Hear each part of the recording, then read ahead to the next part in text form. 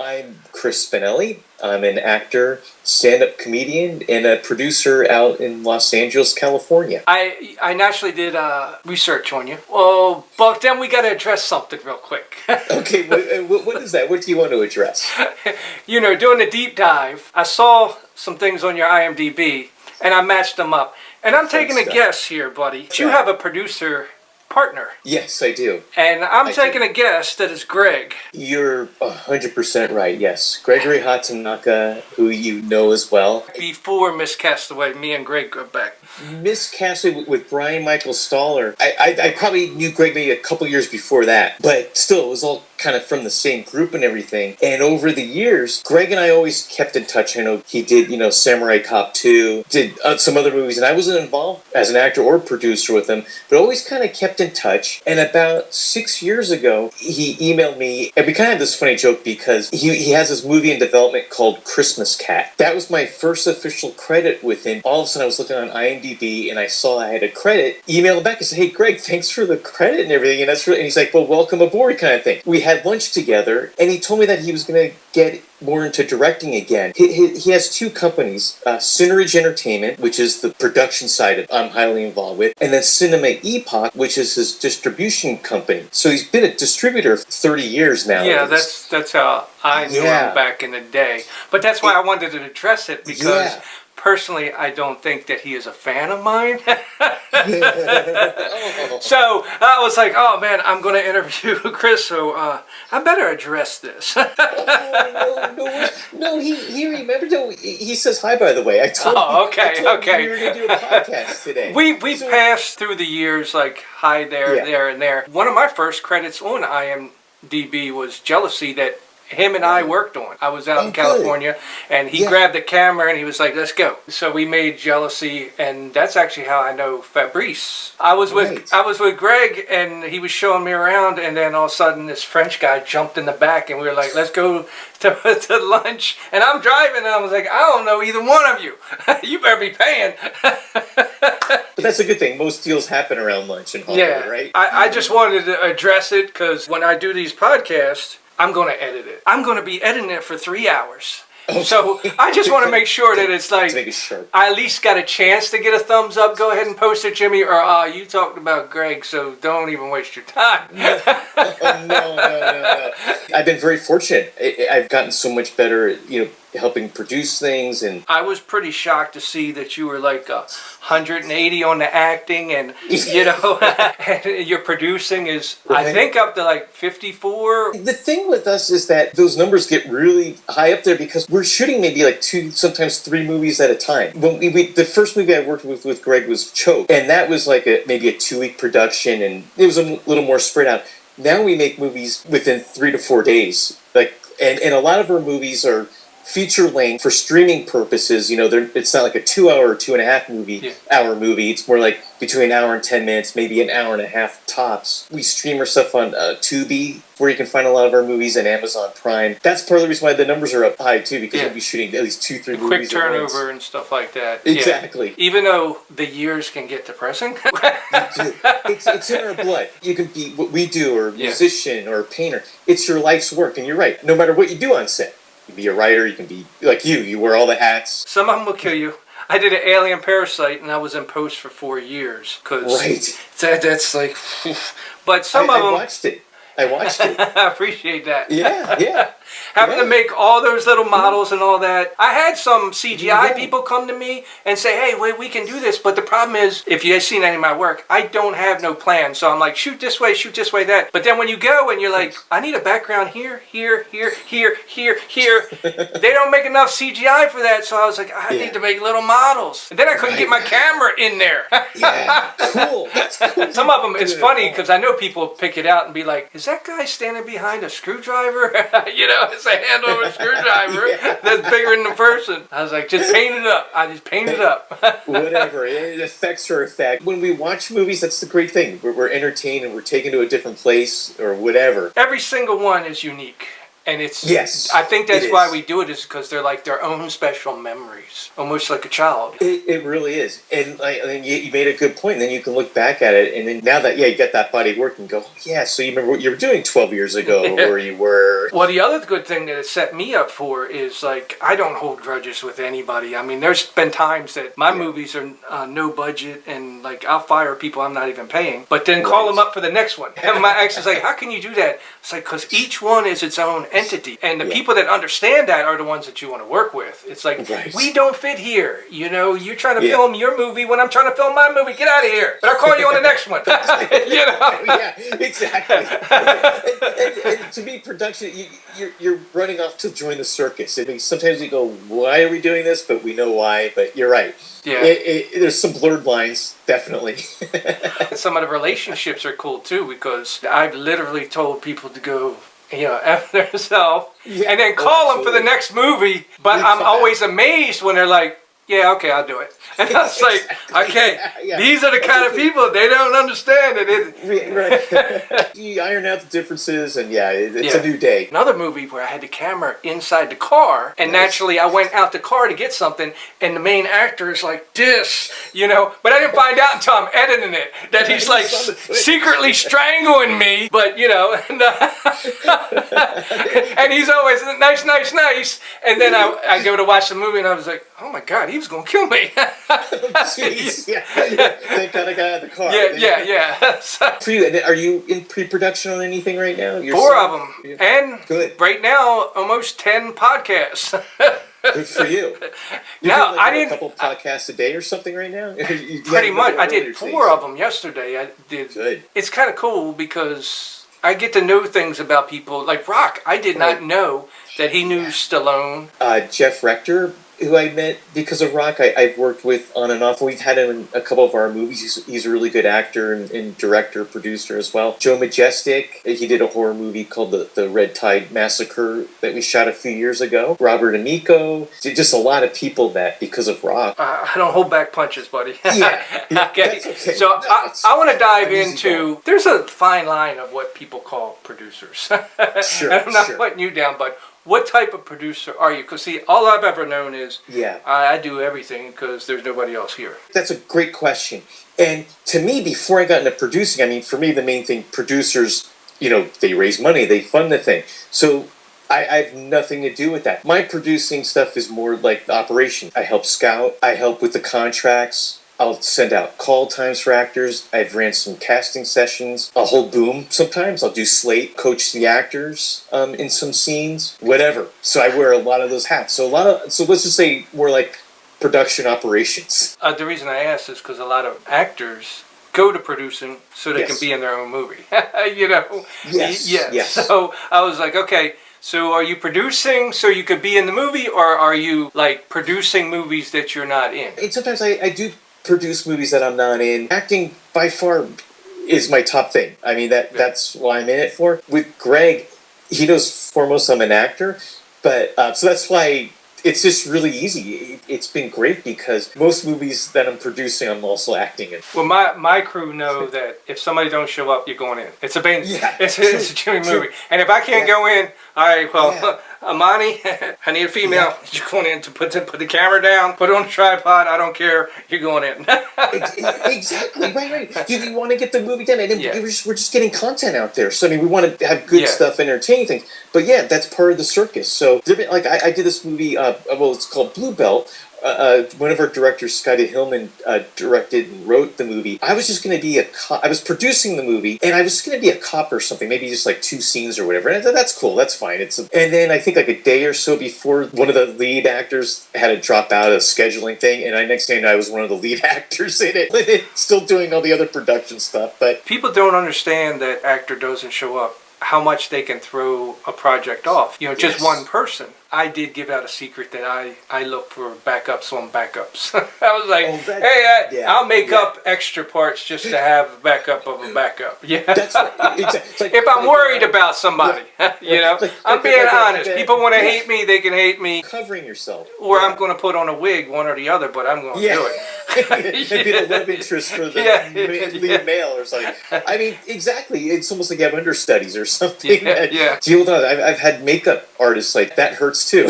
So you're scrambling it. But it's part of the fog of production, I call it. Well, since you brought it up, is it lucrative or is it for the love of film? I've never made anything, so I got to ask people. Right. I mean, I'll be honest with you. It's definitely for the love of it. It's opened a lot of doors for me. I'm a sales rep for a nameplate company. I know, but I keep doing the podcast because I'm waiting to find somebody say, Jimmy, I'm a millionaire, and I was like, finally, buddy. That's tough. But it seems with you and Greg, the streaming is the output, rather than to actually say, hey, let's try to enter this festival, let's get some publicity off of this. You actually have a revolving door, and that's a good thing to have. Yes, and that's the thing, too. Like I said, it's two different companies, so everything that Greg makes, it's going to get out there, it's going to get distributed. And because he's the distributor. Yeah, exactly. So it's like a 1-2 punch. So, I mean, I did a movie like 6 years ago with a different production company, and it hasn't seen light yet. I don't know if they ran out of money or if it just isn't done yet, but that's why it's a good situation I'm in as well, because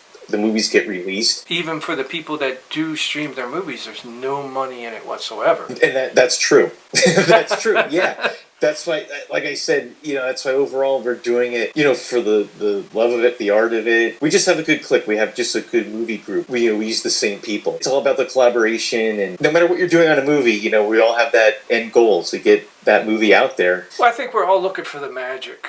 When you're shooting, there's magic that pops up. There's times that I don't even have a crew, and I'm using 2 cameras here and a light and a mic, and I'm like, I know I'm going to screw it up, but there's got to be something in there, so let's just go. I do the opposite of what everybody says you're supposed to do anyway. I do that bad thing.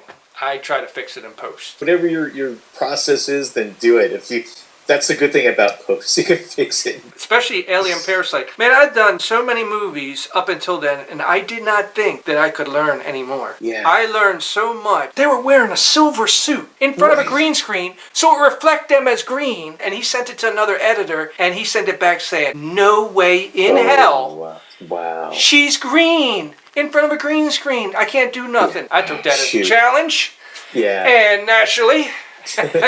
Roll your sleeves. Yeah, Jimmy Traynor sat down and proved him wrong, and there's always a way to get around everything, and I found that out through Alien Parasite. There is literally nothing. I shot the Snake movie, and I had the lighting really bad, and it was blown out, and the guy's in front of the green screen, he doesn't have a head, and I'm filming, and they're like, he don't have a head. I was like, don't worry about it.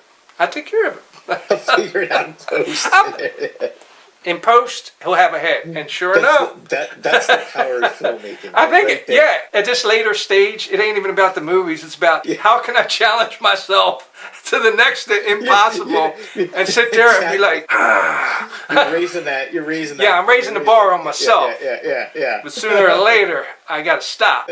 But yeah, that's what it is for me. I mean, I would love to do bigger movies, but I know somebody that actually was a manager for music acts. And he went and he kept trying, and he was like, getting them gigs and all that. He goes, that's it. So he invested in a radio station. So he could actually put his bands on the radio station and skip that. At least you have that kind of thing. Like, hey, we go make a movie. Yep. Greg can get it out there. You're already like 10 steps above everybody else. Just for that. Yeah, thankfully. Very thankful for that. And we do a lot of different genres. We do, action is of course the big one. Horror, done some comedies. We've done a few westerns. Getting it out there. And in this streaming world, it's always changing as well for what people want, what does better, what doesn't. Just get your work out there. And that goes for all the other filmmakers too. Like I said, a lot of the movies that we did earlier this year, some action movies, a movie called Blowout. Bolero is a movie we just came out with, starring Nicole D'Angelo. Lisa London we work with a lot, and she goes way back. She was also a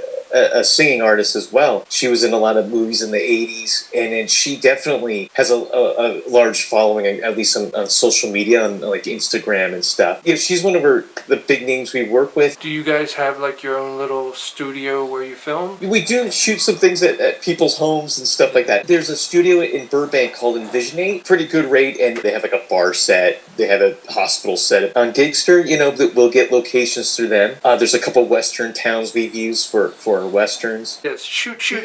Worry about it later. Right.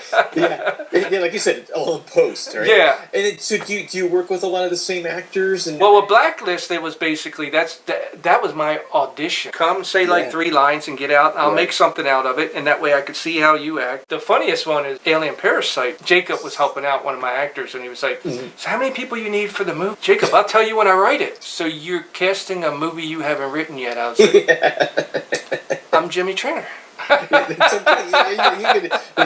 Mic drop. Yeah. Yeah. I was like, dude, my little secret to you is what I'm sure that you can probably relate to. Yes. When they're auditioning, you know who you want. So it almost, the story builds itself. Oh, it does. Yeah. So I'm like, when I saw one of them, I was like, okay, I'm definitely using her. Definitely using that one and that one. Okay, so how would they fit? The story starts... The pieces fall into place. Yeah, absolutely. And the best thing is, I don't have to find the right actors because I'm actually writing for the people I see. So I was cheating in a way. Yeah. But hey, but it helps you out. You're writing something around that actor. Yeah. The biggest thing that ticked me off about Alien Parasite is I had to star in it. I went through about 20-some people. Nobody wanted it. I thought all actors wanted the big parts, and I'm like, I usually do. Yeah. And I'm like, what the heck, funny. dude? Wonder why, especially because let's say 4 scenes in a day, then you're done with those scenes. Then you can just focus on the rest of the scenes you have or something. I mean, I found that. They all knew that I shoot fast, so they weren't going to have that much time and, feature scripts, so they just... I understand. They just got scared. But even the actors that have, like, resumes like yours... said, like, Jimmy, it's too much. The more experience you have, it's like larger roles where I've had maybe, let's say 2 months to get off book or whatever, which is like really good, or a month or so. And then sometimes just 2 weeks. I mean, you kind of gauge yourself. So I do, let me put it this way. I memorize a lot of lines in the car when I'm driving around LA. So 2 months, so 1 week with a script is not enough time? Maybe that's why they were mad. Yeah, maybe so. And, but I've been in those situations too where you only have a week. How I work as an actor, I'm all about getting off book first. I'll start getting a little bit into the character, but I didn't want those lines to be like second nature. Then I dive into like the character stuff. If you watch my movies, if I'm in the movie, it's because I couldn't find the actor or the actor backed out. I like playing in my movies, but not when it's so much work to do. I do it because I have to. Right. And I don't either trust the person to come back if we have to take more than one day. You got to do it yourself sometimes, Did you guys ever deal with that? To where somebody filmed and then didn't come back? In those situations when that happens, and it's rare, but it has happened. Like, I guess, in post-production, you always mention something like, oh, well, Charlie died, or something like that. We didn't have to do that, like, for story-wise. That was one of my best twists in one of my earlier movies called Game Plan. The actress that was in there, she had a premiere up in New York, and she called me up, and she was like, Jimmy, I gotta go to this premiere. I'm the star of the movie. And I was like, Sandy, you're in this scene. And I was like, that's fine, you're dead. I was like, I just kill you. You're gonna be a mystery in the movie that you disappeared. And it was a great twist.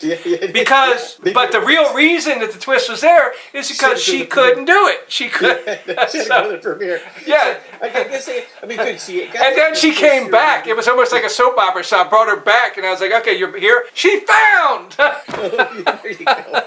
There's the answer. Yeah. And she still got to go to the premiere. Right. So everybody wins. I had a great twist. I had a great twist. She had a great premiere.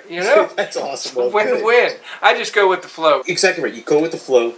You just take each fire at a time. You put out these fires or whatever. And I think now is the point, I'm sure you can agree with me, that you go into making a movie and you know what to expect. There might be different things. You might learn new things, or there might be new situations that you never dealt with. But you kind of know what to expect after a while. You're just like, okay, someone's been there, done that. Someone's like, all right. Mine is just blank. It's like, okay, I'll start planning when people walk through the door. Yeah, exactly. Because to me, in the back of my head, everybody's going to cancel. We're not even going to film. So I'm just like, like kind of relaxing. I do run around like, okay, get the cameras charged, get this, get that, and all that. But absolutely, as for planning for filming, you know, and I tell you, not once have I ever done a storyboard and got to do it. Right. You know, I do the storyboard. I'm going, this is how I'm going to shoot it, and every time it's like, oh, that's where that was. Well, I didn't have time to look at that.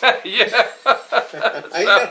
So you just throw it out the door. Yeah, it's just how it is. But they're cool moments. It's almost like you're going into battle. Right. Yeah, you're going into battle, and every time you finish a movie, it's like you won the fight. You did. You accomplished it. Yeah. You won the fight. And for some reason, we keep trying to fight. the next fight. We want to go back into that battle. Seriously, some people, you know, if they went through what we go through, wouldn't go back. Exactly, in the amount of hours. And sometimes it could be like 12, 15-hour days, like 4 days in a row. Well, like I said, you guys are on the fun side of filming it, planning it. The post is what is the bad one because it's so consuming. Honestly, I don't know if I could ever relinquish. But then again, I don't have a vision. It's like, I see the movie when the movie's done. Believe it or not, I'm a filmmaker. I don't have a vision when I write it. I don't have a vision when I film it. I don't even have a vision when I edit it. I see it when it's cut. Wow. Because I think it would break my heart if I actually had a vision, because I know that there's no way I could ever do it. Hey, it's all part of the creative process, whatever works for you. Test of Our Love, man. I had that storyboarded and everything, man. Wow. And I was You're like, going all out. Yeah, even paid the actors. That's how all going out I was going. And then we got there and we're shooting it, and the lead actress was like, Jimmy, this is boring. And I'm like, I'm doing everything right, and she was like, but it's not a Jimmy Traynor movie. So I went down, took 2 energy drinks, started filming through keyholes and stuff, and she was like, now it's a Jimmy Traynor movie, let's do it! Let's get some creative shots in it. You know, she was right, because if you don't feel it behind the set, they're not going to feel it when they're watching it. Oh, you could see that they were having a good time, because they're like, where the hell is that guy filming? It's that magic. You know? It's that movie magic. Yeah. I mean, it is a team sport. It is a team. I mean, like you said, the eyes on set to help point things out. Not yet. I don't have too many eyes on the set yet. But maybe one day. It's only been 32 years. Yeah. So maybe another 10, I'll have a crew. That's my hope. Everybody else is like, I want money to make a movie. I'm like, I want a crew. Even if it's a skeleton crew or Oh, the dream would be to have somebody that would like edit with the same mind as me. Oh man, you got everybody be in trouble. Everybody be in trouble, because I'd be like, dude, Jimmy just made like 300 movies in 1 month. That's right. Hey, you edit this, you edit that. You know? That like box. Assembly line. I'll make a whole movie just about a box. And I'll be like, why is it there? Let's go. You know? But yeah, it's the longest process is sitting down editing these things. You know? Right. So that's awesome. But I'm like I said, I'm happy for you and Greg, and thank you. You know, I did my research to find out who your producer partner was. And then when I said, I was like, Mr. Hatanaka. Yeah, I saw a picture. I think it was the Christmas one. Wait a minute. That's Greg. And I was like, okay. Like some people bail on movies because they're like, oh, this is so bad. The footage is so bad and this and that. To be honest, you don't know until you finish it. The music could help here where the scenes are bad. You could do this. You could make it as a flashback with all this and that. There is always a way to splice that up. There's tricks of the trade, exactly. Right. Yeah, and if something didn't turn out, make it a flashback or whatever. Yeah. And you're right. Once you add music and sound effects and stuff, I mean, that elevates the movie right there. Right. And then you can do, if there's something wrong with the lighting, I mean, you can do certain things like brightness or whatever, you know. I still screw that one up. Okay, I'm not 100% Jim. You know? Color correction, lighting. Sometimes I even forget that, and they're like, "Hey, aren't we going to turn the lights?" Like, go ahead. Yeah, exactly. Well, I think I can fix the color. Like, why isn't there lights on in here? Yeah, it's too lit. But I mean, at the same time, for you and all those other filmmakers out there, young filmmakers, just get your work out there, get the content out there, and get it seen. Well, I appreciate you calling me young. Yeah.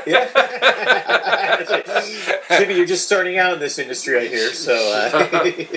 Oh man, you've got a long way to go. There's a lot of times when I'm like, why you keep doing it, man? Why? But we ask ourselves that a lot. Yeah, but like I said, when you see the product and then you look back and say, I did this, I did this, I did this. Yeah. That's why you go one more. That's why you keep going. It's the adventure of it, and seeing something on that screen, whether you're on your laptop or in a screening in a theater, you see that end product, and you're like, yes, that's why. That's why. Yes, I'm still trying to figure out my process of why. Well, maybe you'll do some deep soul searching. You'll find that out someday. I think it got me to this: getting to know the people through the podcast and stuff. Yeah, I can relate to a lot of different people because of the movies. So yeah, right. It's all good. Maybe that's the purpose. It's all good. Hopefully someday we can work together. I mean, we got to get it past Greg. You know that. Yeah. But hey, I appreciate it. You know where to find us. I appreciate it too. Thank you for having me on and everything.